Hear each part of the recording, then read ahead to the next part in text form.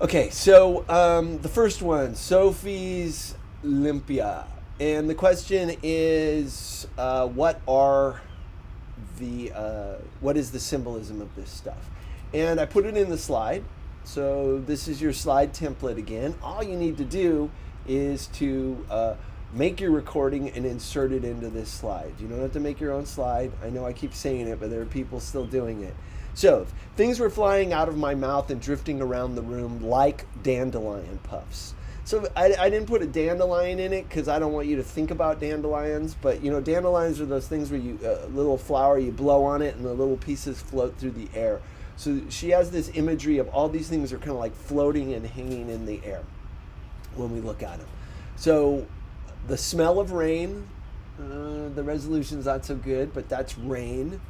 Colored sawdust, okay, ribbons of music, tiny white sparks, silky moss, curled petals, and lime zest. So the question I am asking you is, where symbolism of the Olympia. So symbolism. What do these things symbolize? Okay, and so she has this Olympia, and if you don't remember it, Abuelita massages her and does these things, and all this stuff comes out of Sophie's mouth. And Abuelita says you keep it all bottled up inside, you need to let it out. So what are all these things? And so, let's talk about it. The music.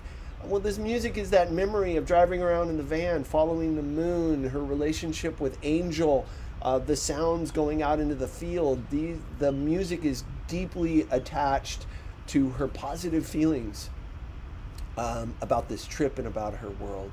Okay, there is the ongoing smell of rain because it seems to be raining all the time on their trip. And again, this brings about these fond memories, positive memories. The sawdust, that was that beauty. Remember, this is a positive image, something wonderful and beautiful that doesn't last long. Lime zest.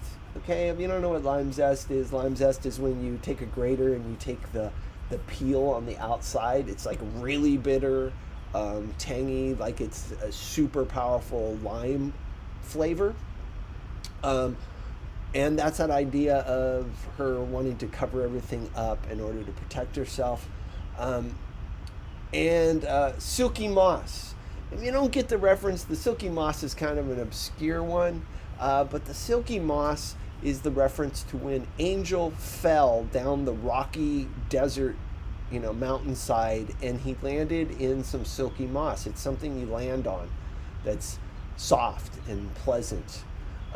So all of these things were all these positive things in her life, all of these positive memories and experiences that she keeps locked up and doesn't want to think about.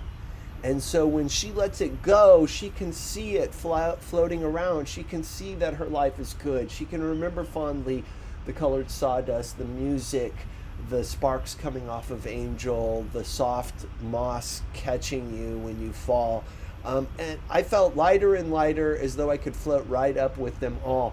So there is this feeling of release and joy, and these are all kind of positive things in her life that once she spits them out, she can look at them and go, oh, sure enough, there are all kinds of positive things in my life. Okay. The second one is looking at the moon. And for those of you who haven't read this passage occurs right before Angel takes off, and Angel has told her that he's not coming back. Okay, I'm not going to spoiler alert. He also tells her what's in the box and tells her that he's not coming back. And so she's kind of coming to terms with it. Remember, she was kind of angry with the sawdust and why'd you make this beautiful thing only to ruin it? But by this point in the story, she's like going with it, right? They're making out. It's a romantic scene. And so she gives him this speech, and it's kind of referring to The Little Prince. Every time I look at the moon, I'll think of you and this night and the night in the van with you following the moon. And that first night, remember when you stepped off the bunk? Moonlight was coming through the window and sparks were coming off you. Did you know that? Sparks like stars. And every time I see the stars, I'll see those sparks again. At first, it will be a sad feeling, but over the years, it might change to a happy feeling with only a little bit of sadness. And maybe one day when I'm old like Nola and lying on the ground watching the sky, maybe it will fill me with complete happiness to watch the moon and the stars and remember you. So we have this, this image again. I want you to always be seeing it. The moonlight, stars. But then he had these sparks, like they had a spark. He said that, remember Angel told Sophie that she had a spark. And so this spark, this chemistry, this connection that they have is there. But what the question is that I want you to notice explains Sophie's prediction of her future. So when she is sitting in this moment, what does she see in her future? That maybe in the future she's going to be old like Nola, laying on the ground, and have been sad about this. But one day she'll be laying there looking up at the stars, and she'll think of Angel, and it'll bring her a happy feeling to remember it. Now that's always the saying, right? Adults love this one. Oh, this too shall pass. You'll get over it. Things will change. Kind of like COVID. You're like, this sucks. I hate this, and they're going to give you some bit of wisdom. Oh, don't worry, this will end, things will be. But the problem is that right now, it's not. Right now, it sucks. Right now, I'm not happy. And that's Sophie. She's like, well, maybe sometime out there in the future, I'll feel better, but I'll probably be like old like Nola, laying on the ground when it happens. So there's this feeling that her life is going to be sad, and that only if, I hope that one day it'll pass and I'll remember you fondly.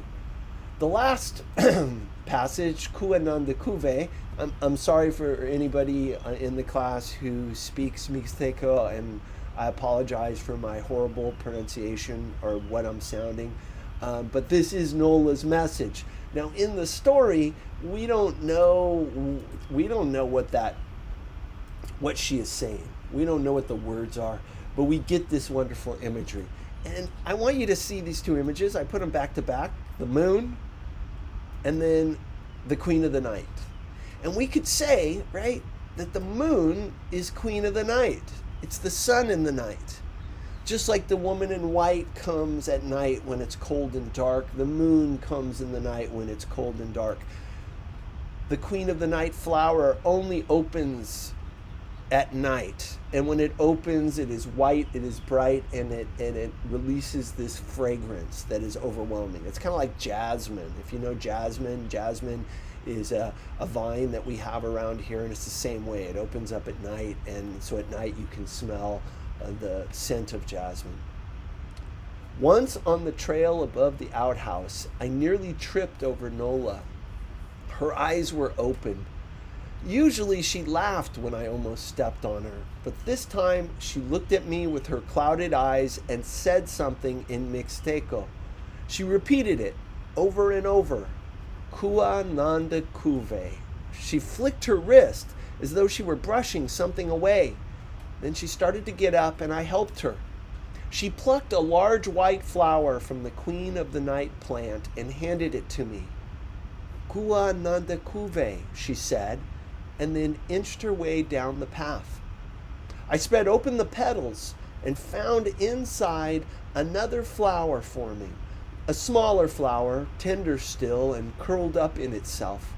I pressed my nose into the flower, misspelled flower, and inhaled its sweet, musky scent.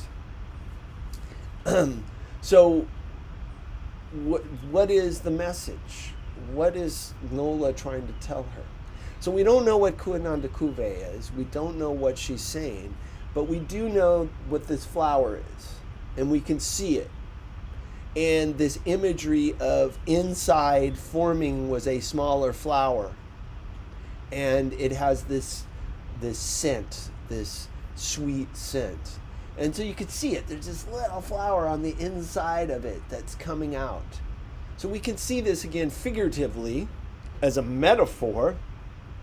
The larger flower being maybe, the moon, the mother, that kind of thing. And out of it is birthing another one.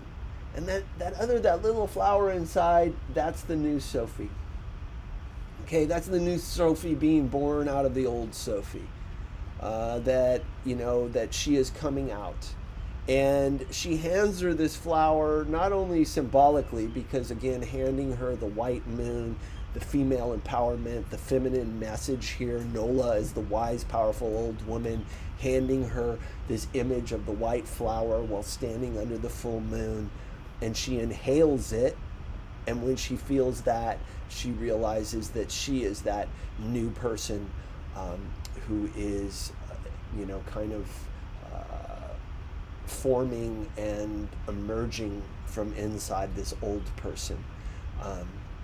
And then we'll find out what Kuanandakuve means later on. And so as we end this section, again, Angel and Lorenzo have left for Guatemala, and Sophie has to hang out, and they hang out and they are waiting. If you haven't read all the pages, you will come to understand that they don't come back in a week. They don't make any call. And at this point in the book, we're in somewhat of an emergency. She knew Angel wasn't coming back, although she's thinking he might because Pablo said something. But Mr. Lorenzo is not called. So Dika is a complete mess. And so we are getting to this point where Sophie is becoming empowered, becoming this different person coming out. And as a last thing, remember, her big transition was when she stopped thinking about just herself and she started thinking about someone else, Pablo, that she had to take care of him. So her choice, her decision to go to Mexico and face her fears was for another person. Not for herself, but for Pablo. So right now we're moving into hint. She's going to have to emerge even a more powerful person because she's going to have to help Lorenzo and Angel. And so this is all the symbolism. So those are your three passages. I expect some sort of an answer, not just your right answer in here, but I really want you to try to be able to put it into your own words so that you could explain it. Okay. Again, there is a template that is there. Mine, I didn't put audio in this time. I just put it up so you could see. I want it to be online published presentation. So you got to go to File, Publish to the Web, and then paste that into the document. I want it pasted as a hypertext. So like here where it says Alaga's example, when you click on it, there is a link. So I really want you to make sure that you create that hypertext link, figure out how to do that little piece of tech on it. Always pointing out, complete tutorial down here, including this slide tutorial that goes over the entire thing step by step. Now, I know it's a different assignment, but it's the same technique, it's the same strategies. So if you're going, oh, I don't know how to do it, take some time to just go through the tutorial and look at the parts where you're confused, because it's all in there. And if you still can't figure it out, send me the email, okay? So last message, and I'm going to release you guys. The last statement again is, first, make sure that you share your audio files. So if you make recordings, make sure you share them with anyone with the link can view. I recommend making a folder so you can just put it in the folder and it's shared. Make it an MP3 file so you can insert it. So either I recommend getting an app if you're using your phone, or using your computer with online voice recorder, which outputs in MP3. If you've already created M4A files, if you have your own computer, you can find an online conversion. If you have a Chromebook, use your phone to go to an online conversion and convert it to MP3. So figure that part out this time around.